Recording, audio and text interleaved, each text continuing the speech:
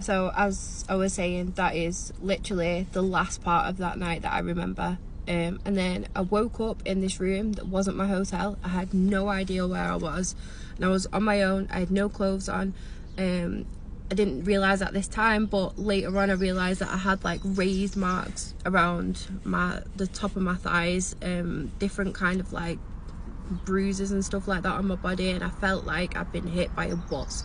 Like my mouth was really dry. It was like the hangover of death. Like it was awful. I was just lay there kind of like coming around, and then he waltzed in the room with no clothes on and told me, "You were wild last night." And I was like, what? Like I literally remember absolutely nothing, and I was delirious. Like I didn't know what was going on. I didn't know where I was, and I thought that I'd slept with my contact lenses in, because I had slept with my contact lenses in, and I had like what felt like dried tears down my face. Turns out that it was his dried all over my face. And like I said, I remember absolutely nothing from that night. And one of the first things I said to him was, "Did you drug me?" And he just lost his mind. "How dare you accuse me of something like that?" Going absolutely mad. So I just kind of like was like, right, okay. So I got my clothes on and I went back to the hotel, because I wasn't in my chalet at the time. I got a chalet like a few days later. At this point I was still staying in the hotel, so I went down there. Following this, I can't actually remember how long I was there. I think it was about 2 or 3 weeks. I had horrible encounters with him. So he would tell me to come up to his chalet to do work. I'd turn up there, he would just have no clothes on. He'd just be sat there with like his balls out. And he would force me into doing the most disgusting things you can imagine. And at this point I was knackered. I'd just been drugged. He kept telling me that I hadn't been drugged. He said that drinking at altitude makes you lose your mind. So apparently that's what I was going through, and this was all on me. But he'd push me into doing things that I can't even say on this app because the video will just get taken down. But by the end of that 2 weeks, I was covered in bruises. I'd been dragged across, hit the wooden floor. I had like splinters all over my knees. I was just a right mess. I started to like lose my mind with this. Like I was really kind of like, I was crying all the time. I was really, really upset. I got into an argument with him one night in the back of his bar. So there was like a kitchen at the back, and then like an office type thing. We were like in between there, and I was just kicking off with him. I was calling him a sociopath, shouting at him, asking him why he was doing all these things to me.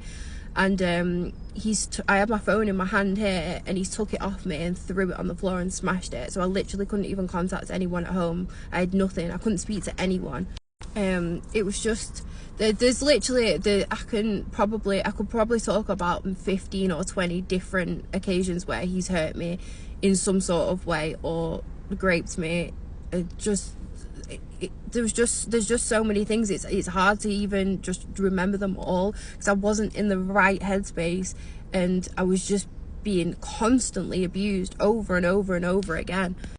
Anyway, about 2 or 3 weeks into my stay, he flew back to the UK, and I was supposed to be going to do a shift in the bar at his hotel one night, and I was walking up there in the snow, and I just was like, why am I doing this? Like, why am I working for this man that's done all these things to me?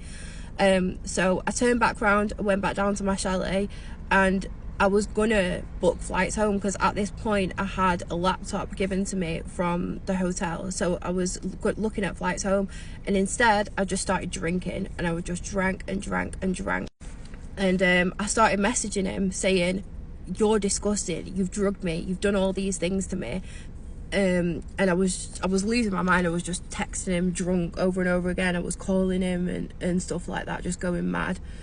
And at this point he said, right, fly home, and basically made out that he was going to give me some money in order for this to just go away.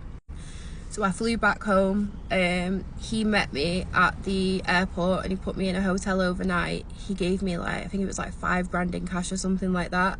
And then he said, right, you sleep here tonight, and me and Joe Cravagan will be back in the morning.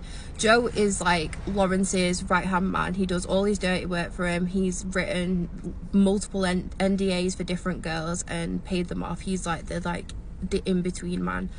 So I stayed there that night. Him and Joe came the next morning and they said that they were going to sort an NDA out for me, so that I couldn't speak to anyone. And it wasn't really an NDA, it just looked like someone had just wrote it on Word, and then I was expected to just go away, and that was it. They'd send me some more money into my bank and that was it.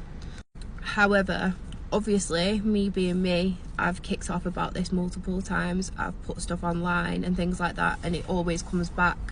He always comes back with like a legal team getting in contact with me saying, we'll give you some money, basically shut up, don't say anything, don't go to the police, don't tell anyone about this.